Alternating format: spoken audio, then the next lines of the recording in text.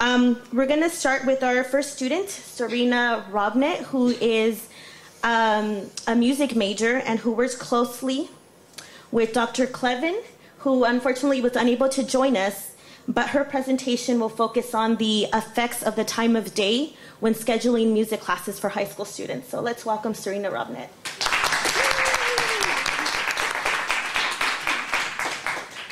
Thank you, Angelica, for that wonderful introduction, and thank you all for coming. My name is Serena Robinette, and I'm a third-year music major, and the title of my presentation is The Effects of Early Morning Music Classes on High School Students. To begin, I'd like to ask you all a question. If this presentation were held at 7 in the morning, how many of you would be falling asleep like the night owl, or wide awake like the early bird? Or how many of you would be somewhat in the middle of these choices that this webcomic shows? My research is related to this question in that I studied the time of day preferences of high school students involved in early morning music classes. The problem that prompted me to do this research is that some schools schedule music classes an hour before the formal school day. These classes are usually music classes so that schools can schedule music in the curriculum without taking time away from other classes. So students who choose to participate in music must get to class as early as 7 a.m.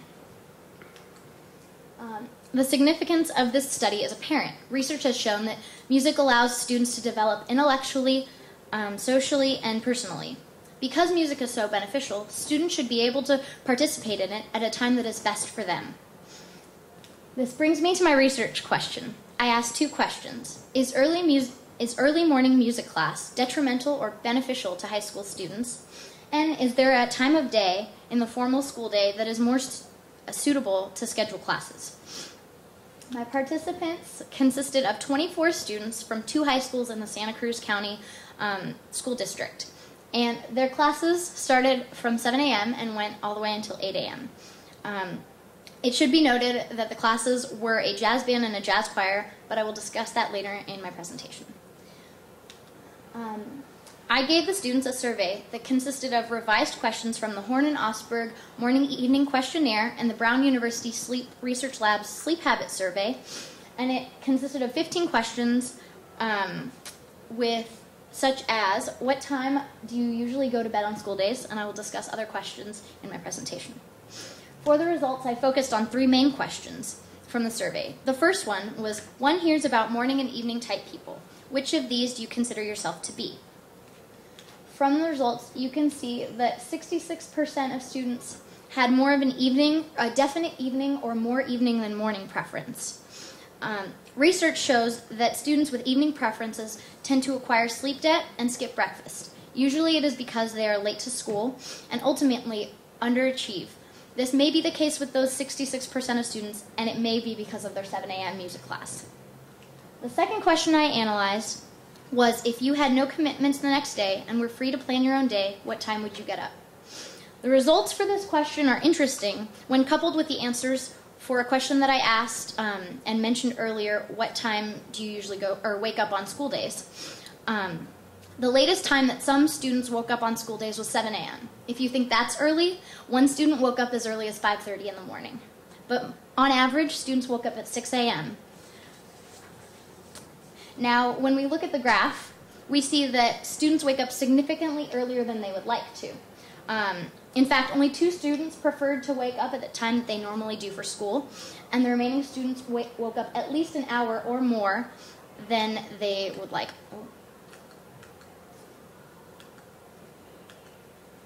And the last question that I analyzed was, you have 2 hours of music practice. You have to do 2 hours of music practice. If you were entirely free to plan your day, in which of the following periods would you choose to do the work?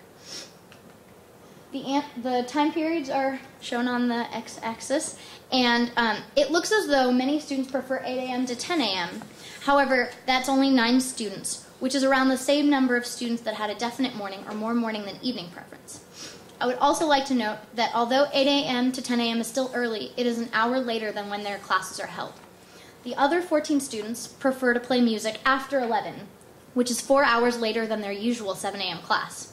So although some students prefer to do music in the morning, 7 a.m. is far too early for music class, and most students would prefer a time that is much later.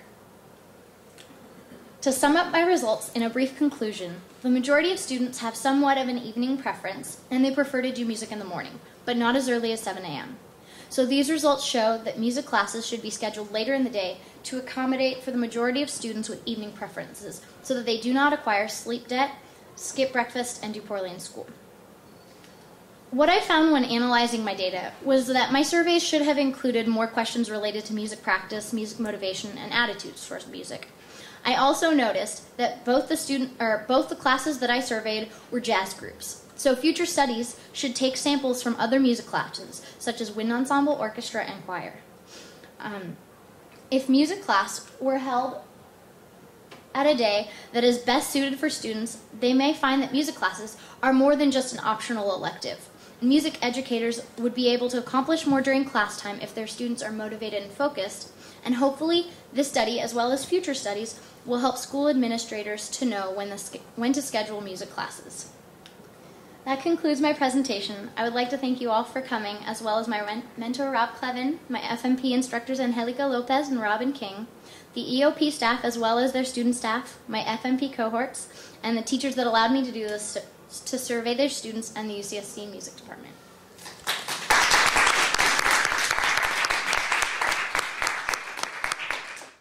My name is Greg Gilbert. I'm a professor in environmental studies. I'm an ecologist, and I've had the pleasure of working with Emily Fuente for the last year.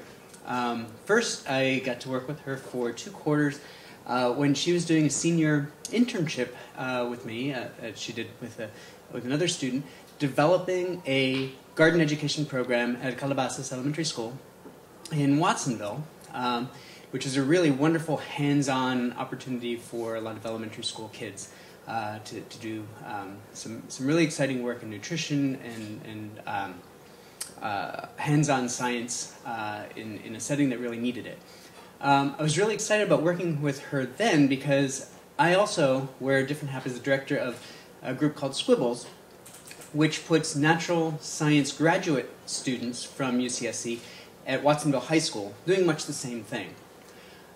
When Emily had finished or was finishing with that work, she impressed me with the courage that she had by wanting to not only complete her project, but evaluate whether it worked. And that's something that not many people do. So she developed a research program that was modeled off of another project that we were trying to implement with the high school students to actually go and evaluate whether those kinds of hands-on science programs have an impact on students. And so for the last several months, that's what she's been doing, pushing me really hard to figure out actually how to analyze those data. She also showed a lot of courage in that in order to do this, she had to jump in, learn programming language, remember some statistics, do a lot of writing, and do an incredible amount of work. I've been really impressed, and it's a pleasure to introduce her now. Emily. You can continue. Just tell the rest of my presentation. Let's find it, though. Where did you... All right, so thank you, Greg, for that awesome introduction. And thank you, everybody, for showing up. So, yes, my name is Emily Fuentes, and this is my 5th year here at UC Santa Cruz, and I am affiliated with the Environmental Studies Department and the Latin American and Latino Studies Department. And finally graduating next week. So I am very grateful for these past quarters working under the advisement of Greg Gilbert. And today I'm pleased to present to you all my research based in the field of education. And to start off, I ask the audience to take a moment to reflect upon your K-12 education experience, particularly the science instruction that you received. Did you enjoy it? Did you appreciate it? How did your teachers connect the concepts that you were learning to your everyday life and the real world? Did your teachers and their teaching techniques inspire you to continue with science? These questions are the basis of my research about the influence of inquiry-based science instruction on changing attitudes that students have towards science. So, as Greg mentioned, I helped redesign this garden science program in Watsonville and also develop the curriculum for grades 1 through 5, which taught the California Life Science Standards through hands-on and inquiry-based activities. And scientific inquiry-based instruction is characterized by conducting scientific investigations, actively acquiring knowledge through thinking and doing, like I've done. I'm doing the same thing that my kids are doing, and following curricula that allow for extended investigations. Okay, so as you can see, we have students investigating if a plant can photosynthesize and produce sugars in the absence of sunlight, or testing the soils in the garden for nutrients to know if the soil is nutrient deficient and needs some compost. In addition to hands-on inquiry-based lessons, myself and other instructors incorporated culturally conscious teaching styles and bilingual instruction to better serve the predominantly Latino population with different levels of English proficiency. And the main goal of the program is to combat the shortage of quality science instruction at the school, which is a problem common across California public schools, where reading and math are the biggest priority. So at this school, the school ranked 1, which was lowest on a scale of 1 to 10 when compared with other elementary schools in California in 2010. And this low performance rating forces the school to prioritize their funds that will improve test scores in reading and math, which means science is not a priority. But this limited science instruction has numerous repercussions on the students' academic futures, and without substantive science curricula, students do not gain the necessary knowledges and skills to continue in science, nor do they adopt positive attitudes towards science. At an early age, these students are at risk of being disassociated from the important world of science, remaining unaware of its applicability and uninspired to pursue it further. With that said, my research examines the extent to which the program that I helped develop shifts these students' attitudes towards science. So if students gain more appreciation for and enjoyment in science, they are more likely to excel in the subject and continue studying it. But the attitudes towards science can only be changed if the program is doing its best to support its students. Therefore, I argue that repeated exposure to science ideas in an accessible manner can influence attitudes towards science. All right. So the participants of my research were students from 1 3rd and 4th grade GATE class and 2 traditional 5th grade classes that were involved in their after-school program. And these students came out to the garden science program twice a week for a total of 4 weeks. So they were exposed to 8 class lessons. And the impact of the hands-on inquiry-based science curricula on the students was tested by conducting attitude surveys before and after the program. So I distributed the pre-attitude surveys during the first week of the program in February and distributed the post-surveys 4 weeks later in March. And I collected 40 pre-program surveys and 47 post-program surveys. And this survey, which was an age-appropriate modification of a SWEP study, and SWEP stands for Scientific Work Experience Programs for Teachers.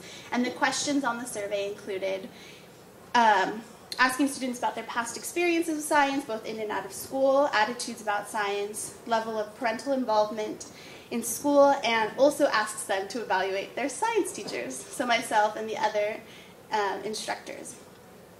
So a comparison of the pre and post surveys was done to identify the directional change in any of the responses, so either a positive or negative change in attitude. And I tested these with the non-parametric Mann-Whitney-Wilcoxon Z-test in JUMP, which I had to familiarize myself with.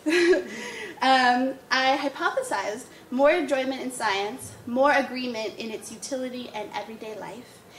I expected students feeling less nervous and apprehensive towards science, and increased comprehension of the subject. However, due to the length of the program, I did not anticipate positive changes across all questions.